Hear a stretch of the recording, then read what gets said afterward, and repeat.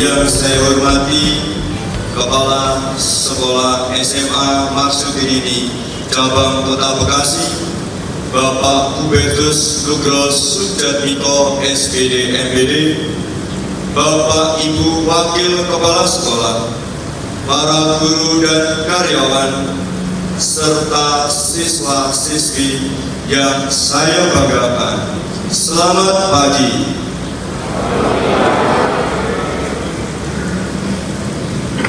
Pada kesempatan yang berbahagia ini, marilah kita panjatkan puji syukur kehadiran Tuhan Yang Maha Esa, karena atas rahmat dan karunia-Nya kita dapat berkumpul di halaman sekolah kita untuk memperingati Hari Sumpah Pemuda dalam keadaan yang sehat dan cuaca yang cerah.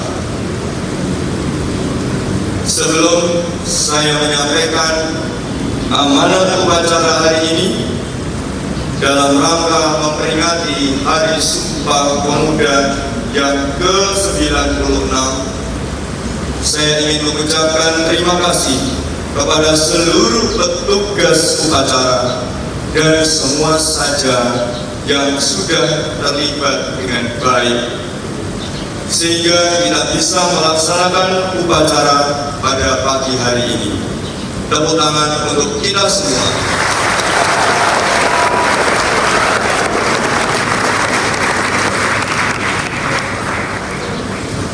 Hari ini kita mengenang kembali peristiwa bersejarah yang terjadi pada tanggal 28 Oktober 1928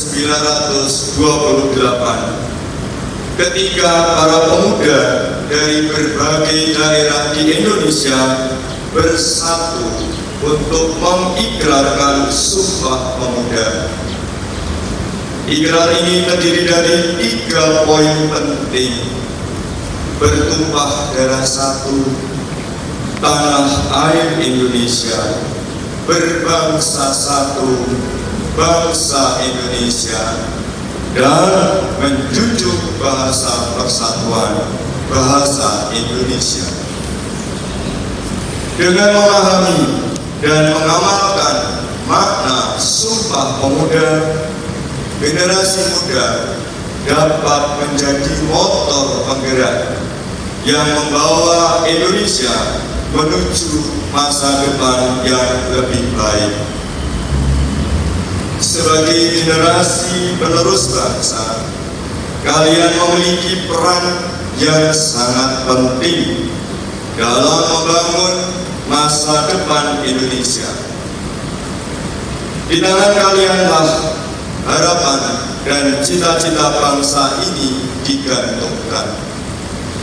Oleh karena itu, saya akan menyampaikan beberapa hal pokok yang semoga dapat menjadi panduan dalam perjalanan hidup kalian untuk mencapai cita-cita yang ingin dicapai.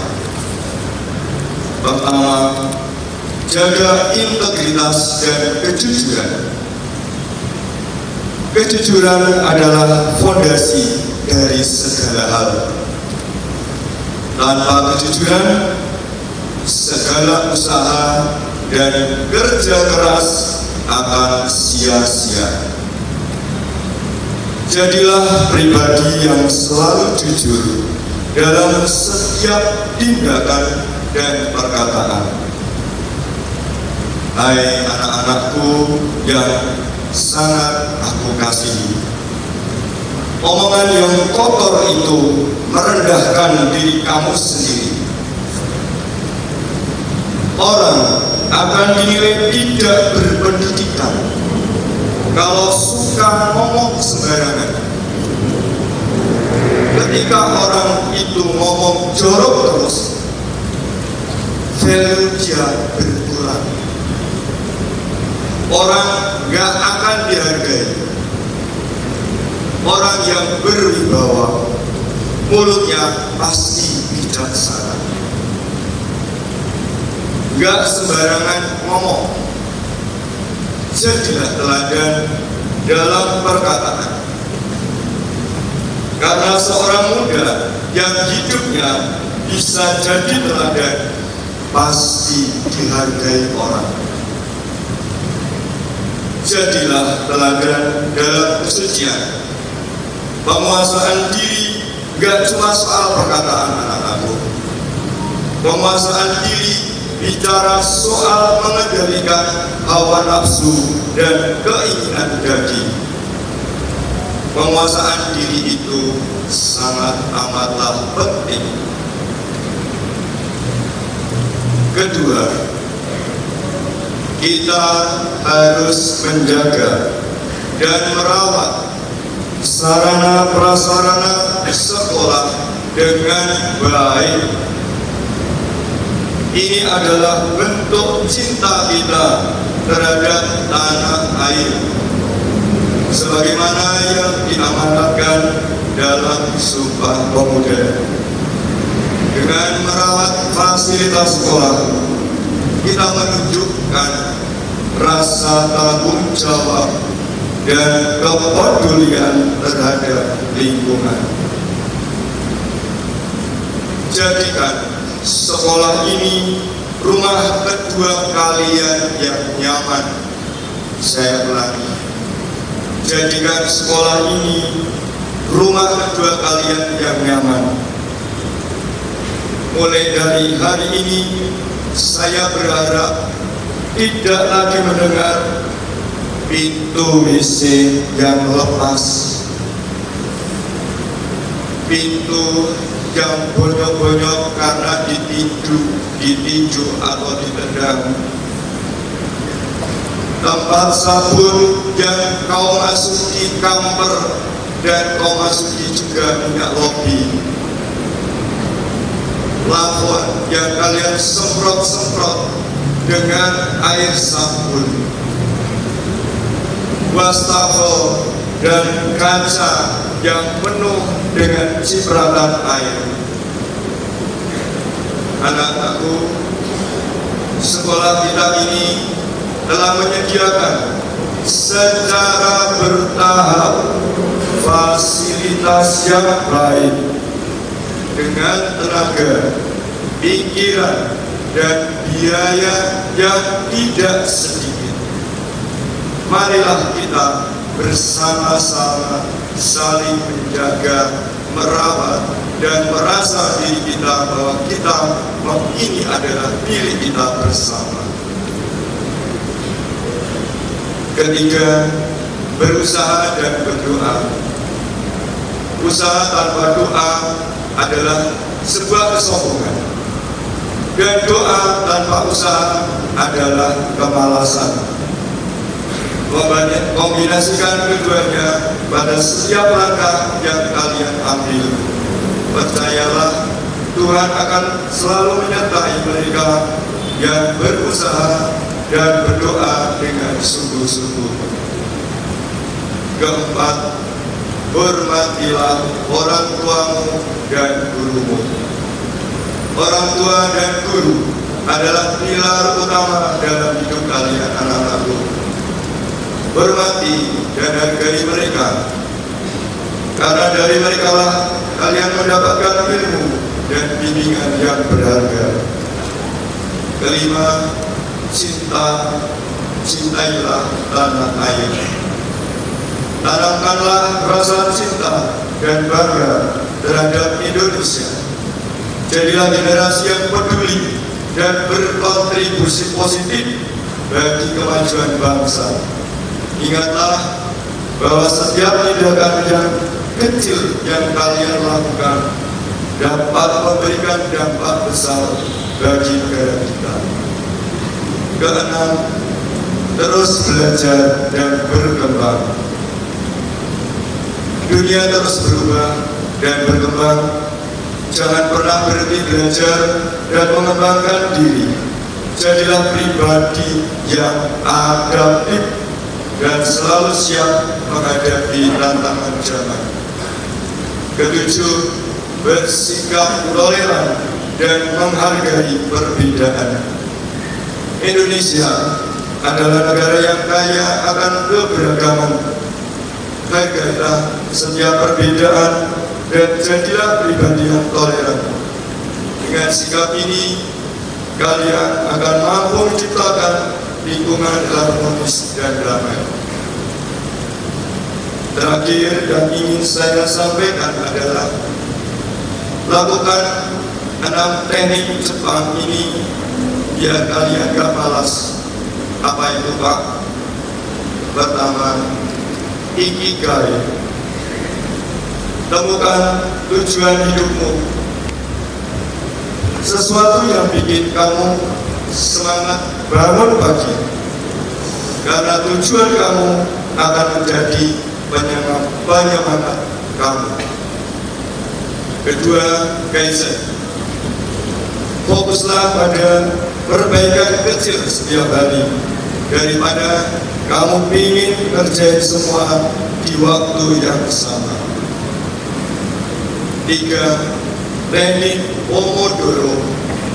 Bekerja selama 25 menit tanpa gangguan, lalu istirahat 5 menit, lalu ulangi lagi.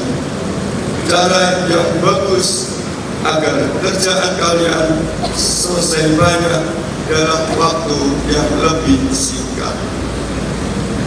Keempat, cara hajiku. Jangan makan kalau sudah 80% kenyang. Berhenti makan itu membuat kita semangat kita menjadi meningkat. Kelima, sosi. Mengerjakan setiap tugas seolah pertama kali mengerjakan. Terakhir, wabi sabi. Menerima setiap ketidaksempurnaan diri, tidak stres dengan hal-hal kecil, terus bergerak lebih baik daripada menunggu untuk kesempurnaan.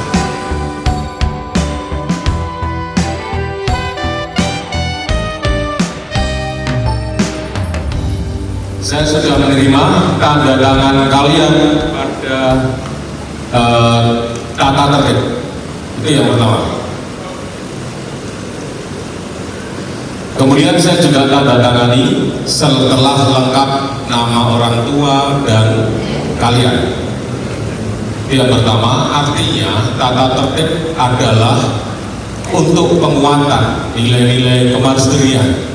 Seperti yang disampaikan tadi, nilai kejujuran, integritas, ya, persaudaraan, iman, kemandirian, dan seterusnya. Yang kedua adalah saya ajak kalian berpikir positif. Kalau berpikir positif, maka tindakan dan kata-kata itu positif. Seperti yang disampaikan Pak Heru. Saya juga berharap bahwa kalian bergabung dalam komunitas yang positif, komunitas yang mengembangkan dari sisi akademis dan non-akademis. Saya melihat banyak anak-anak yang bergabung seperti misalkan di dalam ekstrakurikuler, baik akademis maupun non-akademis. Ada juara debat, ada juara storytelling atau bahasa Inggris, kemudian dari non-akademis seperti e-sport, band, ya, futsal, basket, ada tari tradisional, dan seterusnya. Pada kesempatan ini saya juga akan menyampaikan bahwa sekolah juga memiliki prestasi seperti yang kalian raih di kejuaraan-kejuaraan itu. Penghargaan yang diberikan oleh Kota Bekasi tanggal 24 September 2024 berlaku sampai dengan 4 tahun, sampai 24 September 2028, yaitu bahwa kita mendapat penghargaan sebagai sekolah adiwiyata. Nah,